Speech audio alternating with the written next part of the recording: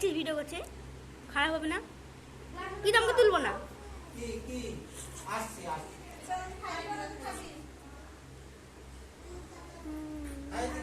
বসো